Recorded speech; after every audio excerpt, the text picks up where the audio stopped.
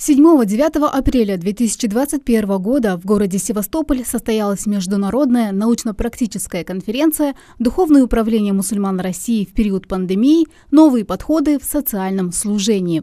Организаторами конференции выступили муфти от Крыма, Министерство культуры Республики Крым, Министерство внутренней политики, информации и связи Республики Крым и Фонд поддержки исламской культуры, науки и образования. Конференция собрала вокруг себя духовных лидеров мусульман России, представителей исламских образовательных и просветительских организаций, преподавателей вузов, ученых-гуманитариев из Северного Кавказа, Татарстана, Москвы, Санкт-Петербурга и Екатеринбурга. Почетными гостями конференции стали глава Крыма Сергей Аксенов, губернатор Севастополя Михаил Развожаев, советник Департамента по взаимодействию с религиозными организациями Управления президента Российской Федерации по внутренней политике Юлия Гусева, заместитель руководителя Фонда поддержки исламской культуры, науки и образования Али Вячеслав Полосин. Мероприятие началось с показа видеоролика о деятельности муфтията Крыма в условиях пандемии и продолжилось чтением сур Священного Корана.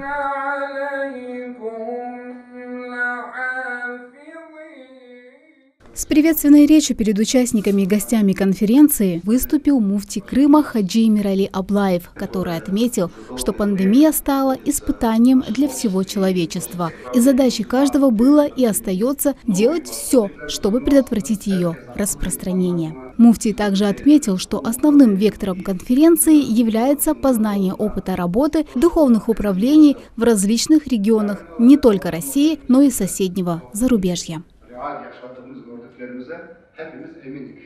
Bugünkü bizim için hiçbir farkı olamaz çünkü biz insaniyete hizmet etmekteyiz. O demek biz onu devam edecek ve devletimizden birlik beraberlikte doktorlarımızdan hepimiz bir olarak inşallah bu hastalıktan kurtuluruz ve güzel günlerimizi görürüz. Глава Крыма Сергей Аксенов в свою очередь в выступлении отметил, что Крым – это многонациональный регион, и мусульмане являются достойной частью крымского общества. Главная ценность – человеческая жизнь, и сохранить ее жизни в нынешних условиях можно только совместно вырабатывая единые подходы как к работе органов государственной власти, так и к службе религиозных организаций. На самом деле, вот хочу поблагодарить Эфенди за большую работу, которая была проведена Духовным управлением мусульман Крыма, лидеров всех конфессий, которые сегодня работают в Крыму. Вот, благодаря такому взаимодействию мы, к счастью, прошли этот этап, в данном случае, я имею в виду по коронавирусу, работая над тем, чтобы, конечно, поддержать систему здравоохранения, заботясь о каждой человеческой жизни, боролись за каждого.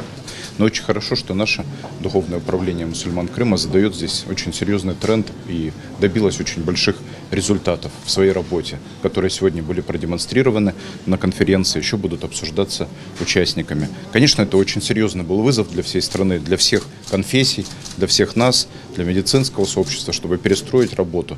Вот сегодня было очень важно сказано, что на самом деле пандемия еще, нельзя сказать, что она окончательно завершилась.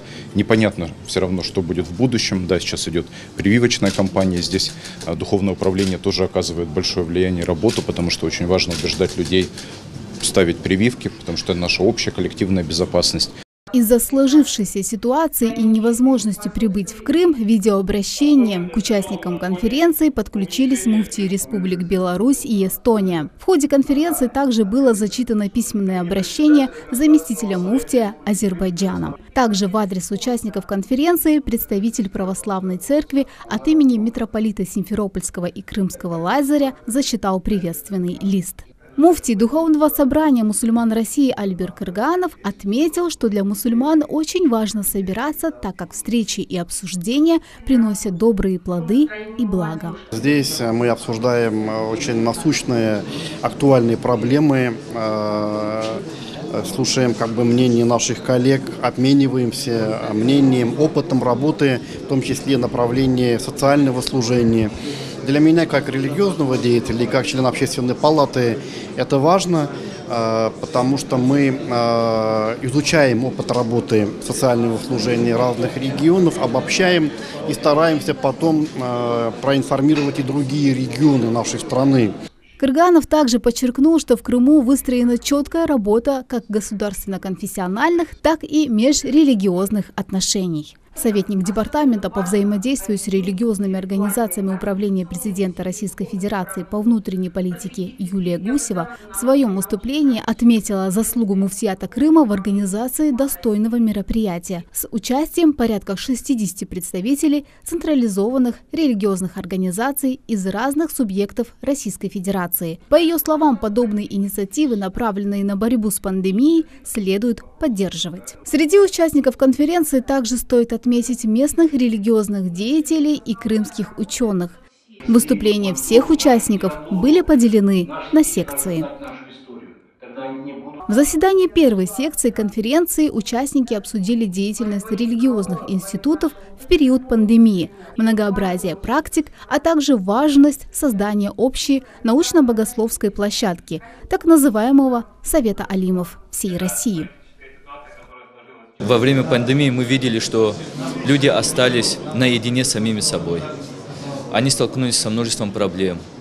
И в этот момент именно священнослужители были первыми, кто готовы были оказать помощь советом, продуктами.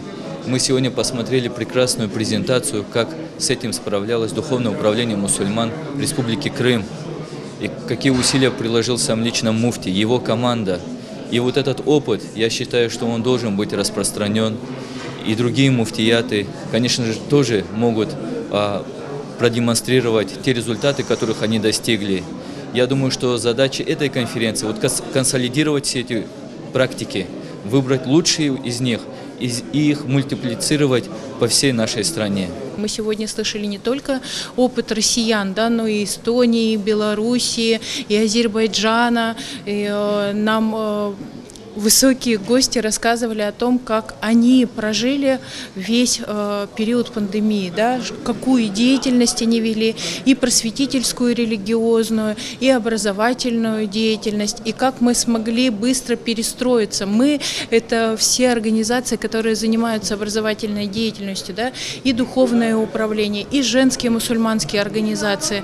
Мы смогли быстро перестроиться и перевести образовательную деятельность на пространство онлайн-режима, да, организовав ее на различных площадках интернет-ресурсов. Во второй секции речь шла о российском исламском образовании и просветительской деятельности мусульманских организаций. Спикерами выступили ученые и преподаватели ведущих вузов Крыма и России. Сейчас молодежь в основном живет в интернете.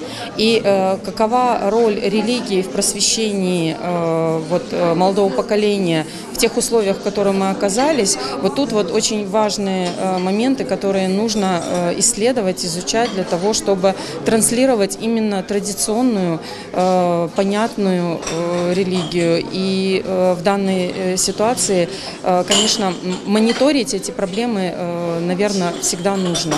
По итогам конференции участниками было принято заявление. В нем говорится о необходимости сплотиться в деятельности, направленной на улучшение ситуации, связанной с распространением COVID-19, продолжить волонтерскую деятельность и адресную поддержку нуждающимся в период пандемии, а также продолжить просветительскую работу, усилить работу по созданию и тиражированию информационно-образовательных ресурсов, в том числе для онлайн-обучения. Именно эти пункты легли в основу заявления. Участники и гости научно-практического форума выразили огромную благодарность организаторам конференции. После окончания официальной части перед гостями конференции выступили артисты крымско-татарского фольклорного ансамбля «Крым».